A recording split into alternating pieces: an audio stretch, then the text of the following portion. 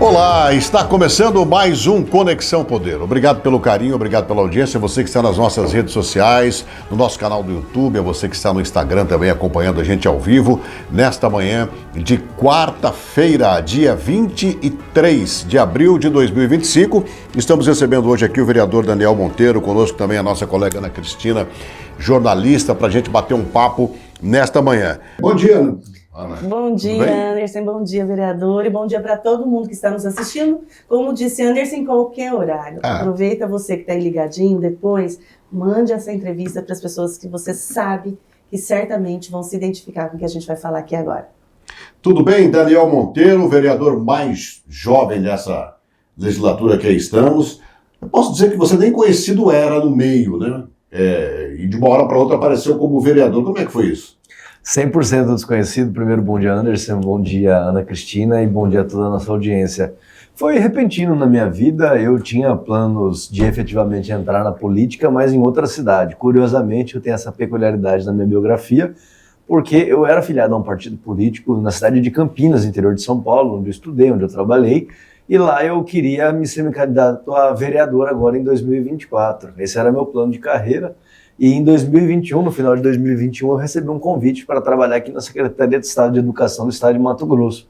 E eu vim, graças a Deus deu certo, essa parceria com o secretário Alan Porto rendeu frutos, conseguimos alavancar a educação do Estado de Mato Grosso de 22º para o 8º no país, e eu fiquei associado com esse resultado, eu fiquei associado a esse êxito, e isso me deu viabilidade para me candidatar e ser eleito, graças a Deus, aqui na cidade. Você morou em Campinas, mas o coração é cuiabano, família, né, daqui. O seu pai tem uma trajetória aí na área do direito, muito reconhecido. Nós que já fomos alunos do curso de direito, a gente sabe da importância da referência do seu pai, porque quem está nos assistindo, muitas vezes pensa, ele falou de Campinas, será que ele é de Campinas? Não, você é daqui, passou um tempo em Campinas e volta para Cuiabá. Exato, sou nascido e criado em Cuiabá, dia 27 de abril de 95, nasci aqui na cidade de Cuiabá, saí com 16 anos e retornei com 25 anos aqui para a cidade. Então daqui uns dias. Faço em domingo meus 30 anos. Olha só. Bom, então, você pertence ao centro, à esquerda, à direita, acompanho algumas entrevistas suas, alguns trabalhos seus na Câmara. Aparentemente parece que você não pertence a lado nenhum. Como é que é essa relação hoje na Câmara? Eu acho que a classificação tem que ser feita mais por terceiros, mas se eu fosse fazer um autodiagnóstico, eu me colocaria hoje na centro-direita no espectro político brasileiro, com um apelo social muito forte, que eu acredito que as assimetrias, as desigualdades sociais não vão ser resolvidas através daquilo que se convencionou chamar de laissez-faire, ou seja, do Estado mínimo, do liberalismo econômico. Eu não acredito nisso. Eu me coloco muito mais como um nacional desenvolvimentista. Eu acredito que o Estado desempenha um papel fundamental no desenvolvimento econômico, sem falar, evidentemente, no papel decisivo que ele tem: assistência social, saúde e educação. Hoje, no espectro político brasileiro, poderia ser colocado assim. E se eu for recorrer à história, eu posso colocar que o principal expoente da política, o principal político que defendeu aquilo que eu advogo como paradigma de economia política é Leonel Moura Brizola. Bom, então eu tenho acompanhado o seu trabalho, inclusive o convite para você vir aqui faz com que a gente acompanhe essa movimentação toda. Você participa de comissões importantes dentro da Câmara. Uma delas, inclusive, você deu essa declaração dizendo que nós temos um problema sério na educação infantil do estado de Mato Grosso e também de Cuiabá, que seria até uma hipocrisia quando se fala em crianças na sala de aula hoje. Esses números são tão ruins assim? Veja, quando a gente olha para a educação infantil especificamente, os números são drásticos. Por quê? Primeiro, a educação infantil, eu fraciono, eu coloco a idade de 0 a 6 anos, aquilo que se chama de primeira infância. Que é responsabilidade dos municípios. Que é responsabilidade exclusiva dos municípios. Se a gente analisa a Constituição Federal no artigo 211, e se a gente analisa a Lei de Diretrizes e Bases da Educação no artigo 9, 10 e 11, a gente identifica de quem é a responsabilidade. No caso da educação infantil, exclusivo dos municípios, sendo que dos 0 aos 3 anos a gente fala em creche. Durante o período do presidente Fernando Henrique Cardoso, a gente conseguiu universalizar as pré-escolas, 4 e 5. Agora, 0 a 3, que é creche, ainda é um desafio crônico aqui no nosso país e principalmente na nossa cidade. Teve tempo que até a assistência social era responsável, Exatamente, por essa idade. Porque não se entendia essa primeira janela de oportunidades, esses primeiros anos de vida como educação, sendo que hoje a literatura educacional, A ciência já demonstra que, pelo contrário, essa é a idade onde as intervenções pedagógicas fazem mais efeito, porque a criança é uma esponja. A gente vê, Anderson, nesses programas de televisão gringo, aquelas crianças de 5, 6 anos de idade falando 4 ou 5 línguas. Por quê? Porque existe um conceito de neurociência chamado plasticidade cerebral. O cérebro de uma criança de 0 a 6, especialmente 0 a 3, se amolda muito facilmente. Mas o que acontece? Ela precisa ser estimulada. É aquilo que a gente chama de brincar orientado. É aquilo de que a brincadeira de criança é uma coisa séria, fundamental. As brincadeiras que estimulam o seu desenvolvimento neuropsicomotor, neurológico, psicológico e de coordenação motora. Para isso é preciso ter espaços no município, que são as creches, para fazer esse desenvolvimento. É preciso ter um material orientativo para os professores. Eu capitaneei essa política no Estado, embora não seja responsabilidade do Estado, consegui um material em parceria com a FAMATO e com a Nova Escola do Estado de São Paulo. Desenvolvemos um material só para Mato Grosso e chegou de forma gratuita para 129 municípios. Era um material que os professores, que os cuidadores estudavam para conseguir brincar com a criança de forma que ela se desenvolvesse. E hoje a gente tem um déficit aqui, pegando a subnotificação, que é grande, eu acredito que hoje o déficit aqui em Cuiabá seja de 4 a 5 mil crianças, isso é muita coisa. Crianças e a creche, dessa idade, de menores de 6 anos. Não, 0 a 3. 4 para 5 já é pré-escola. Já é pré-escola. E 6 anos chega até no primeiro ano, dependendo do caso. E para finalizar o raciocínio, para falar da tragédia da ausência de vagas na educação infantil, eu coloco sempre que as creches talvez sejam a solução para um maior número de problemas sociais que a gente enfrenta hoje no país. Quais sejam segurança pública, casos de abuso sexual, de abuso infantil, que 80% acontecem dentro de casa ou acontecem com o vizinho ali que fica cuidando das crianças enquanto a mãe tem que trabalhar. Segundo, educação para desenvolver essas crianças que vão ser alfabetizadas com mais facilidade no futuro. E terceiro, questão econômica. Quantas mulheres deixam de ingressar no mercado formal de trabalho porque não tem com quem deixar os seus filhos? E até o aspecto nutricional das crianças, né? Porque quando ela vai para uma unidade pública, ela tem ali a sua alimentação direcionada por nutricionista, e muitas vezes em casa, dependendo da vulnerabilidade dessa família, não tem acesso nem à questão nutricional que reverbera na saúde. Excelente ponto. Inclusive, a partir de agora, eu vou falar que são 4 questões sociais, que realmente isso é fundamental. E como resolver essa questão? Vereador, buscando parcerias, dialogando, porque o senhor se coloca muito como um vereador que tem autonomia para apontar, para criticar, para construir. O senhor se posiciona nesse espaço de autonomia em relação ao prefeito? Eu sou 100% independente, as minhas opiniões são minhas, meu mandato não tem dono, o único dono do meu mandato sou eu, Daniel Monteiro. Ninguém fala o que eu tenho que fazer, o que eu tenho que votar. E eu não abro mão disso. Nem que eu faça o último mandato da minha vida, vai ser o mandato da minha vida, porque eu não vou rasgar minha biografia. Então, o que eu acho? Eu estou protocolando um projeto de lei, não sei se minha assessoria já protocolou, vai protocolar essa semana, que cria um programa chamado Mães Guardiãs. Depois eu posso até entrar no aspecto da constitucionalidade. É um projeto em que se autoriza, se institucionaliza uma prática que já acontece no Brasil, especialmente aqui em Cuiabá. Só quem é alienado, que não sabe que mães nos bairros mais periféricos, especialmente, recebem crianças de outras mães quando essas mães vão trabalhar. Então, qual que é a ideia? Institucionalizar isso. Tem 2 questões aqui. Primeiro, se você fazer uma creche nos moldes licitatórios convencionais, você vai demorar de 2 a 3 anos para construir, o custo vai ser muito alto, especialmente para manter. A prefeitura até dispõe de recursos, mas é difícil você conseguir atender uma demanda de 5 mil crianças em 2, 3 anos, não tem dinheiro para fazer isso num curto prazo. E segundo, o perfil da pirâmide etária do Brasil, ou seja, a idade das pessoas está mudando de forma muito acelerada. Antigamente, a pirâmide etária do Brasil era assim, ó, uma pirâmide com a base alargada e com o vértice da pirâmide muito estreitado. Hoje, a pirâmide do Brasil é quase um botijão de gás, ela é linear. Por quê? Está crescendo o número de idosos, de adultos de 40 a 50 anos e cada vez menos filhos. As famílias tendem a ter menos filhos. Então, se a gente fazer creche para atender todas essas crianças hoje, daqui 20 anos esses prédios vão estar ociosos. Então, a ideia não pode ser só construir creche à torta e à direita para atender. Nós precisamos ser criativos, inovar institucionalmente para que, sem levantar um tijolo, a gente consiga atender essas crianças. Até porque, se eu for esperar 2 a 3 anos para construir uma creche nova, essas crianças já não vão estar mais na idade de creche, eu já vou perder mais uma geração. E você trouxe uma realidade que é muito comum nos bairros, essas mães que cuidam dos filhos das vizinhas para que a outra possa ir para o mercado de trabalho ou fazer algo. Isso é muito real. Exato. E como que está o avanço? Já dialogou, porque você vai apresentar um projeto de lei, mas e o diálogo sobre isso com as secretarias ou com a comunidade, com a associação de bairros? Como que está isso na prática? Durante a campanha, eu coloquei isso como promessa, né? Isso estava no meu programa de mandato e talvez tenha sido a proposta com mais aderência. As pessoas gostaram muito, então se identificaram o diálogo... Exato, então o diálogo com a população ele foi o mais legítimo possível, porque foi durante o período eleitoral, a população votou em mim sabendo que eu defendia essa pauta. Segundo, já conversei com o novo secretário de Educação, Amaury Monge Fernandes, gostou muito da ideia, teve uma simpatia gigantesca, então eu apresentei o projeto e eu espero que a gente institucionalize essa prática. Porque é bem verdade que as mães já recebem, como você bem colocou, já reconheceu essa prática.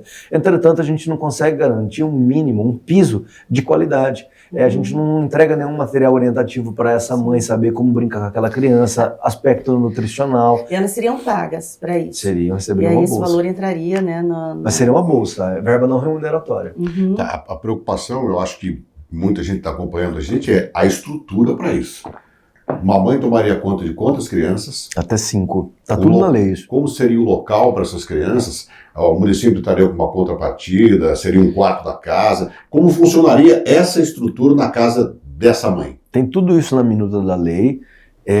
A mãe poderia atender até 5 crianças, já contando com os filhos dela. Se a mãe tiver 2 bebês, ela pode atender até 3, ou seja, 5 na soma entre os filhos dela e os filhos de outras mães que ela receberia. A casa não pode ter entulho, a casa não pode ter lixo, tem que ter aviso contra cigarro e contra álcool na casa inteira e precisa ter um lugar externo, um quintal na casa com ambiente aberto, um pouco mais arejado. São requisitos que a lei exige. A gente sabe, a gente comentava sobre isso, que muitos casos de violência contra a criança vêm de dentro de casa. Essa é uma preocupação quando você fala em abrir para uma mãe que já toma conta de outros hoje, tomar conta de mais crianças. Como é que se pensa no projeto nesse item de segurança? Dentro do projeto também tem a análise da vida pregressa da mãe, análise de certidões negativas de criminalidade, vai ter que passar por um psicólogo para fazer o processo seletivo na prefeitura, para que a prefeitura identifique, primeiro, se ela tem perfil, segundo, se ela tem um passado compatível com o de alguém que vai receber uma criança dentro de casa. E quem convive com ela na casa? Filhos, marido, parentes, como é que vai funcionar nesse âmbito? Também está contemplado. Quem mora na casa tem que passar por essa análise. E outra, não pode ter nenhuma atividade laboral paralela na casa. Isso é uma realidade muito comum nos bairros. Só quem não conhece, só quem não conhece bairro. Só quem não conhece mas bairro. A pergunta é porque pelo seguinte, hoje é informal. Hoje é informal. Ela vai passar a ser formal. Passou a ser formal, há uma cobrança maior em cima do município, em cima da Câmara. E da fiscalização. É por isso que tem que ser formal, porque quando não é formal, quando não é institucionalizado, aí que acontece violência. Aí que acontece problema dentro da casa e a criança não consegue falar, porque ela não sabe o que está acontecendo com ela num caso de violência. Quando a gente institucionaliza, quando a gente coloca um fiscal da prefeitura para passar periodicamente na casa, quando a gente dá orientação, quando a gente analisa a mãe, aí a gente joga a luz sobre o problema. O que não dá é para ficar do jeito que está. No Brasil a gente tem essa cultura. Eu sei que não é isso que você está colocando, Anderson, mas no Brasil a gente tem essa cultura. Deixa do jeito que está, porque ninguém está vendo. Se aconteceu, não é responsabilidade da prefeitura. Em creches hoje da prefeitura acontece isso também. Sempre vai acontecer. Tudo que é obra humana é falha. Tudo que é obra humana é falha. O que a gente tem que fazer? Encontrar instrumentos, né? Encontrar meios através dos quais a gente consiga coibir. E quanto custaria isso? A gente não tem uma análise de impacto fiscal, até porque isso vai caber para a prefeitura, né? Quanto que ela vai querer destinar ou não de recurso para institucionalizar esse programa. E a perspectiva é para colocar em prática já no próximo ano? A minha seria amanhã, na verdade. Se dependesse de mim, eu queria amanhã. Pela questão financeira, então ela tenha... Mas é muito mais barato, entendeu? Se for olhar do ponto de vista financeiro, é muito mais barato do que construir creche. O custo operacional de uma creche é altíssimo. Eu acho que você resolveria o problema, né? Com certeza. Feriados prolongados, né? Pontes e feriados que os pais ficam desesperados porque a creche institucional ela para. Os profissionais vão ter folga. A mãe guardiã não. A mãe guardiã até no feriado. Se eu fosse prefeito de Cuiabá, seria a minha primeira medida, você não tem dúvida nenhuma disso. Resolveria o problema assim, ó. Vereador, o senhor dizendo aí, se fosse prefeito de Cuiabá, resolveria sim. Qual que é a sua avaliação nesses 100 dias, aí, um pouco mais de 100 dias, de gestão do prefeito Abílio? Eu acho que o prefeito é bem intencionado, isso eu não posso tirar dele, eu não sou da base mais estrutural dele, não sou um pilar de apoio dele na Câmara, mas eu tenho votado sistematicamente junto com ele nos projetos, até porque eu prometi antes de assumir que eu votaria com ele nos 6 primeiros meses para que ele tivesse tempo de delinear, de colocar, de planejar como seria a prefeitura dele, especialmente para os próximos 4 anos. É nos primeiros 6 meses, na lua de mel, que o prefeito dá as diretrizes de como vai funcionar o mandato dele até o final. Então eu estou votando junto com o prefeito, eu acho que ele está enfrentando dificuldades, especialmente na saúde. Na educação estava caótico, tanto que atrasou uma semana nas aulas, mas ele fez uma boa troca, ele trouxe o Amaury Monge Fernandes, que era secretário na SEDUC quando eu trabalhava lá, então eu posso atestar, por experiência pessoal, a qualidade técnica de gestão que o Amaury tem. Então acho que na educação a gente vai caminhar bem agora. Agora a saúde está terrível, um problema gigantesco, e ainda está tendo mudanças, né? A gente vê que a Vânia, que é vice-prefeita, acabou de sair da assistência social, está indo para a CEMOB, ainda está no processo de montagem do governo. Assistência social ainda não se definiu um nome, né? Exatamente. Então, assim, embora tenham passados, transcorridos 100 dias de governo, eu ainda acho precoce, mas, respondendo objetivamente a sua pergunta, porque eu não gosto de fugir, está enfrentando muita dificuldade, mas com boas intenções. E qual a saída para a saúde? Eu acho que na saúde a gente precisa fazer uma divisão de responsabilidades. A gente precisa sentar com o governador, prefeito e governador, e decidir. Aqui é estado, aqui é município, porque eu ainda encontro zonas cinzentas. Agora, por exemplo, está abrindo um novo hospital central, não sabe o que vai fazer com a Santa Casa. A gente não sabe se vai fechar, se ela vai continuar. Eu acho que tem que continuar pelo menos por um período, né? Porque existe a demanda. Até a gente entender a demanda. Né? Inclusive, um dos principais problemas da saúde de Cuiabá é o interior, que não tem hospitais regionais. Só que agora a gente está construindo 6 hospitais regionais através do governo do estado. Então, até que esses hospitais fiquem prontos, a Santa Casa tem que continuar. Então, eu acho que, primeiro, divisão de responsabilidades, assim como eu sempre falo, política pública não se faz sem fluxo, cronograma e indicador. Dividindo responsabilidade, a gente pode avançar para o espaço, que é do diagnóstico. Qual é a característica principal da minha demanda? Eu entendo que a gente consegue matar pelo menos 30% das demandas que estão indo para as UPAs, que estão indo nos hospitais, através do fortalecimento da saúde básica. Eu sou um militante fortíssimo da saúde básica, de prevenção de diabetes, de prevenção de pressão alta, de saúde bucal nas unidades básicas de saúde. Por quê? Mais de 90% do que você vê chegando numa UTI, 90% do que você vê chegando numa UPA, poderia ser prevenido dentro de uma unidade básica de saúde, se a saúde familiar fosse atendida com maior recorrência. Mas, Daniel, por que é tão difícil fazer isso que eu estou falando? Porque eu já ouvi várias pessoas falarem esse discurso seu. Por que é tão difícil colocar em prática? Quer ver um exemplo? Eu fui no bairro Santa Isabel, acho que no mês de novembro, foi logo quando eu desenvolvi o refluxo que eu tenho, na campanha eu desenvolvi, e eu fui numa unidade básica de saúde levar um barbeiro, um cabeleireiro, que era um projeto da faculdade Unic, que tinha os alunos de medicina, e eles queriam fazer um dia especial para os idosos, para a comunidade, no sábado de manhã. Eu conheci uma das estudantes e eu falei, olha, o que eu já fiz no passado, não numa unidade básica de saúde, mas que eu vi que trouxe engajamento, que trouxe a comunidade para dentro, foi levar um cabeleireiro e uma manicure. Porque as senhoras muitas vezes não têm com quem fazer, não tem dinheiro para fazer, e os homens também sempre querem fazer a barba, sempre querem cortar o cabelo. E foi estarrecedor, Anderson. Eu levei o João, inclusive ele foi voluntário, preciso agradecer que o João Marques, que é cabeleireiro lá no Shopping Goiabeiras, ele foi voluntariamente lá e assim, bombou de homens de 40 a 60 anos, eu presto muita atenção. Homens de 40 a 60 anos, e eu passei perguntando para cada um deles, quantas vezes você vem aqui por mês? Quantas vezes você já veio aqui? Quase que 90% deles falaram, é a primeira vez que eu venho. E eles moram no bairro, eles simplesmente não vão.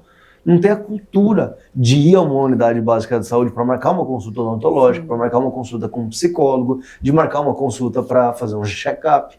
Então, assim, a prefeitura precisa fazer campanhas de engajamento.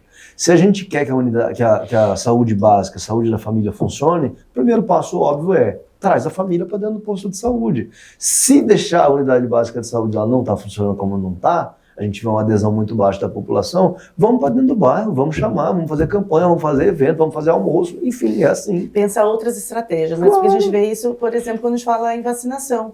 Muitas vezes as vacinas estão lá aguardando, e por mais que tenha entrevistas falando sobre, as vacinas continuam. E as pessoas, como a dengue, por exemplo, dengue tem vacina. E poucas pessoas estavam indo aos postos de saúde, né, para fazer essa vacinação. Perfeito exemplo. Então é alcançar de fato, porque o sintoma, né, a consequência disso tudo, ela vai repercutir em outra esfera, né, da saúde. Dados oficiais, Organização Mundial da Saúde, OMS, a cada R$1 que você investe em saneamento básico, você economiza 4 na saúde, e assim por diante. Cada R$1 que você investe na saúde da família, você economiza 2, 3, R$4 lá na UTI, na alta complexidade. Então é assim que tem que fazer, a gente precisa trazer a população para dentro. E o que o prefeito em si, Abílio, acha de todas... São ideias boas, a gente não pode dizer que não são as suas ideias, tudo que você falou aqui. Mas o que você acha que o prefeito Abílio acha disso? Vai aprovar, ele vai ter que sancionar, ou não, pode ser que não sancione. Mas como é que você acompanha esse desenrolar com ele? Veja, o Abílio tem me ouvido bastante. Eu não sei, eu não posso afirmar que no caso da Limpurb foi pela crítica que eu teci, mas eu dizia, inclusive numa entrevista no SBT, eu disse que o problema da Limpurb e da Secretaria de Obras é que elas estavam juntas, que o secretário de Obras, ao passo que ele tinha que se preocupar com o asfaltamento, com a manta asfáltica da cidade, com os buracos que estão em todo lugar, ele também tinha que se preocupar com a limpeza da cidade. 2 semanas depois, o prefeito dissociou, separou a Limpurb da Secretaria de Obras, portanto me ouviu nesse ponto. Segundo ponto, agora, ele acabou de mandar um projeto de lei para a Câmara para extinguir a SEC e criar uma nova agência. Eu sempre fui contra, falei isso em todos os lugares. Primeiro projeto que ele mandou para casa, eu na CCJ, como membro da Comissão de Constituição e Justiça, dei o parecer para que ele saneasse o projeto, porque o projeto estava errado, simplesmente estava errado. Queria criar conselhos regulatórios em detrimento da agência, sendo que os conselhos regulatórios não são revestidos de autonomia como são as agências. Voltou para a prefeitura, ele mandou um novo projeto, criando assim uma nova agência. O mandato estava de 1 ano para o presidente dessa nova agência. Eu falei, não, é incompatível. Como é que você vai dar autonomia para uma pessoa que vai ficar 1 ano no cargo? Aí o cara vai dar um reajuste na tarifa de água porque a inflação subiu ou porque o custo operacional subiu e o prefeito vai falar, não dá não. Então, peraí, a gente não pode ser demagogo. Eu enfrentei, peguei o processo na Comissão de Constituição e Justiça, eu tenho testemunhas, o vereador Alex Rodrigues, o vereador Hilde Tais, todos podem falar isso. Eu falei, não vou votar o projeto desse jeito, eu quero uma reunião com o procurador-geral do município. Para minha surpresa, além do procurador-geral, compareceu o prefeito Abílio também. Eu expus as razões e ele me ouviu e deferiu, colocou 2 anos de mandato para o presidente dessa nova agência e eu, apesar de estar no contragosto, de ser contra, votei a favor do projeto por um acordo. Se ele cedeu para mim de tirar de 1 ano e colocar 2 anos, e eu sabia que o projeto ia passar, eu dei o meu voto porque ele cedeu. Então, minha relação com ele tem melhorado bastante. Ou seja, apesar de não fazer parte da base, você tem contribuído muito para essa administração. Eu sinto isso, até porque na educação, só em um programa que eu articulei com o secretário Alan Porto, que é o Alfabetiza MT, para alfabetizar as crianças na idade certa, eu economizei R$15 milhões para o município de Cuiabá esse ano. A cedência, ela vem a partir do convencimento. Com certeza, eu tenho convicção de que na posição de independente eu tenho muito mais capacidade de articular, de convencer o prefeito do que se eu fosse da base, eu acho. Vereador, o senhor também faz parte, né, está ali à frente da Comissão de Direitos Animais. Fala um pouquinho para a gente como que o senhor avalia essa questão no município de Cuiabá, porque a gente sabe que isso reflete na família, na questão da vulnerabilidade.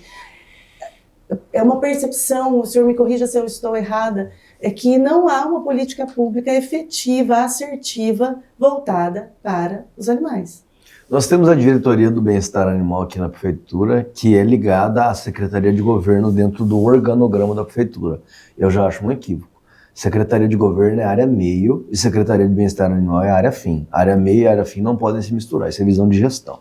Por outro lado, quem hoje executa a política pública de bem-estar animal aqui na cidade? O terceiro setor, as ONGs. Só as ONGs vão para a rua, catam animais, levam para casa, dão o que comer, vão para o veterinário. Ficam com dívidas gigantescas para salvar vidas. 90% tem dívida, tem problema psicológico, porque a frustração vai se acumulando, é uma depressão que aparece e assim, é uma coisa crônica, viu, Alexandra? Não cabe eufemismo aqui, a gente vê que essas pessoas estão sofrendo muito porque elas contraem uma responsabilidade, porque não conseguem ver aquele animal na rua e sabem que a prefeitura não vai, então elas acabam contraindo essa responsabilidade. O que eu entendo que é fundamental para uma política perene, duradoura, permanente de bem-estar animal. Primeiro, encontrarmos espaços para fazermos lares temporários, até que os animais sejam adotados.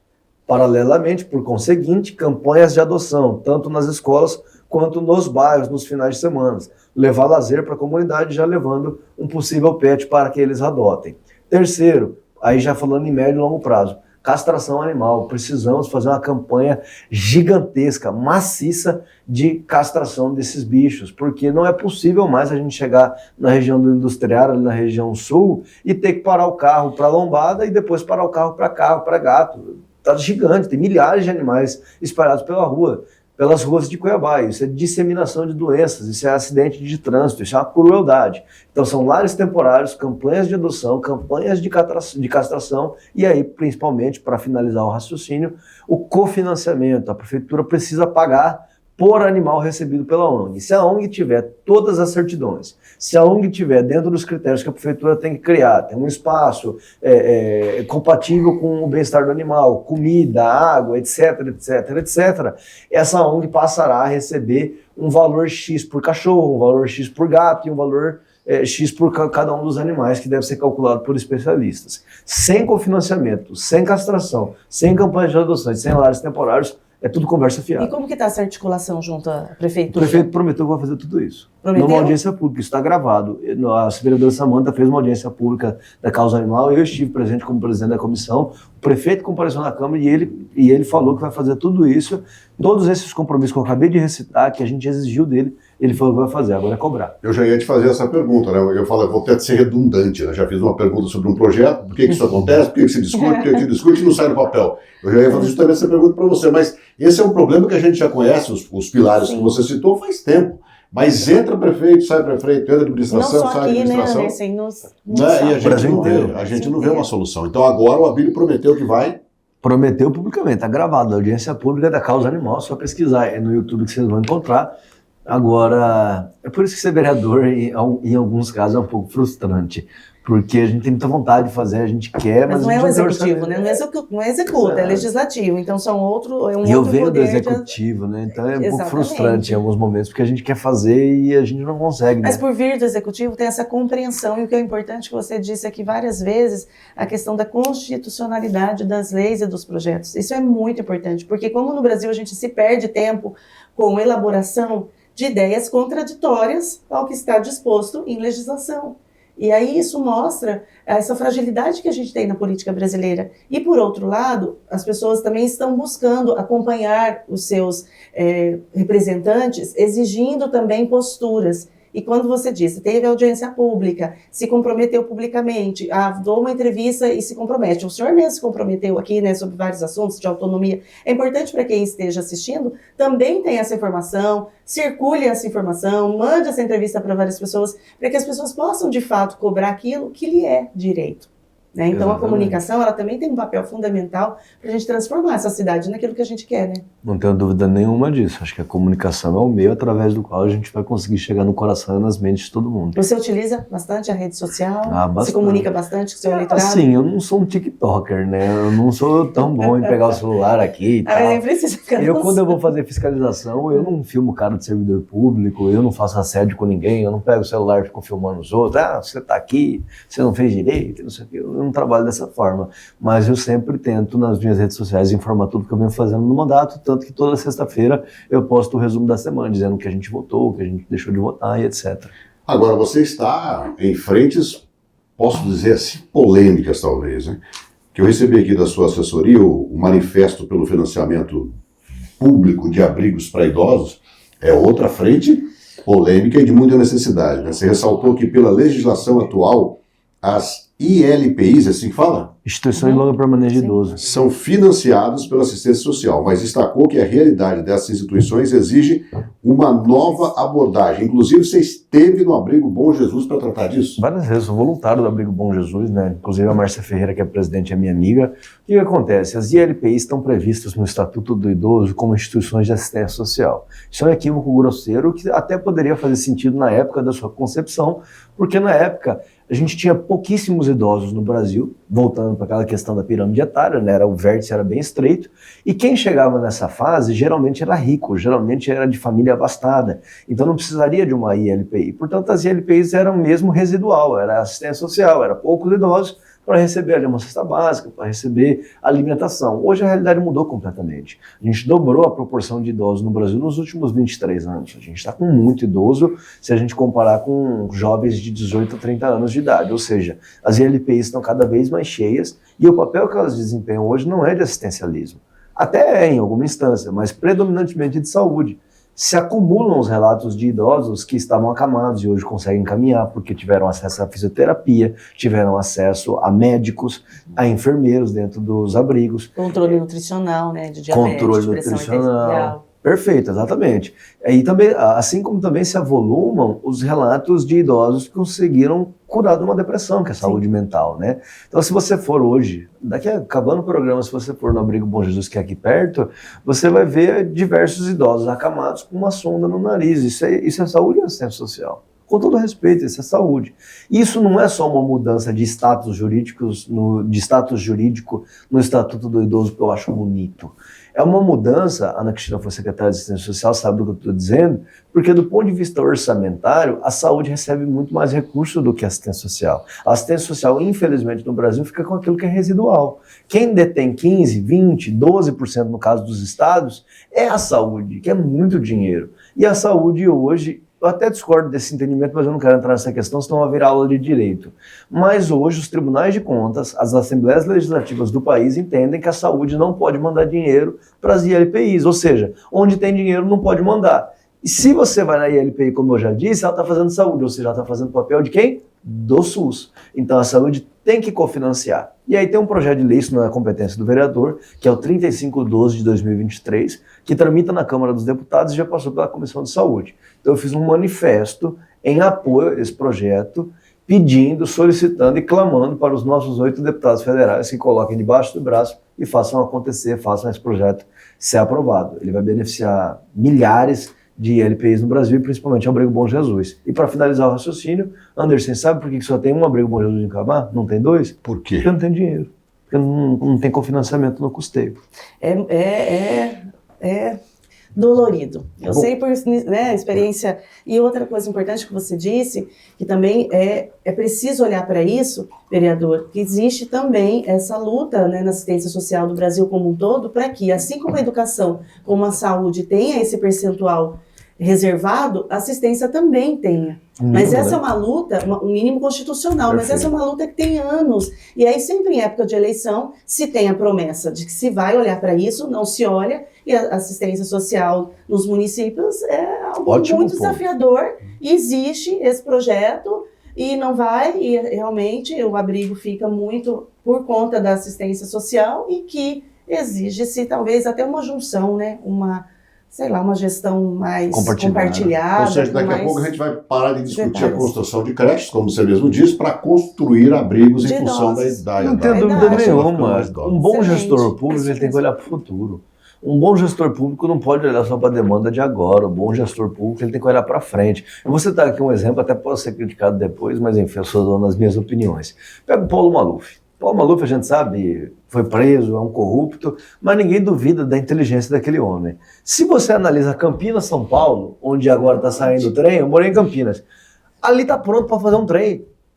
Está pronto, o trem intercidades ali para fazer, só vai conseguir o Tarcísio fazer agora, porque na década de 80 o Paulo Maluf falou, um dia vai precisar de um trem aqui. O bom gestor público, ele olha para o futuro, sabendo que se está mudando o perfil de idade da minha população, eu também tenho que mudar o perfil das minhas políticas públicas. E você, Daniel Monteiro, falando em perfil, falando em futuro, vereança para sempre, você veio do Executivo como auxiliando dos bastidores, agora vereador, como é que você vê esse futuro político seu? Então, eu quero deixar claro aqui para o presidente Lula, para o presidente Bolsonaro que eu estou chegando, né, presidente da República, tirando a brincadeira, a futura a Deus pertence. Eu estou preparado para fazer um mandato e se o partido pedir para eu sair candidato a deputado ano que vem eu vou, mas eu deixo claro que pessoalmente eu não tenho vontade nenhuma. Quanto antes eu sair do Legislativo vai ser melhor para mim. Se eu tenho um sonho de verdade na minha vida, e eu não posso mentir, é de um dia servir essa grande capital como seu prefeito. Tá aí um assunto que não tem a ver com você, mas que está repercutindo desde o Carnaval na Câmara e se discute ainda, foi da sessão dessa semana.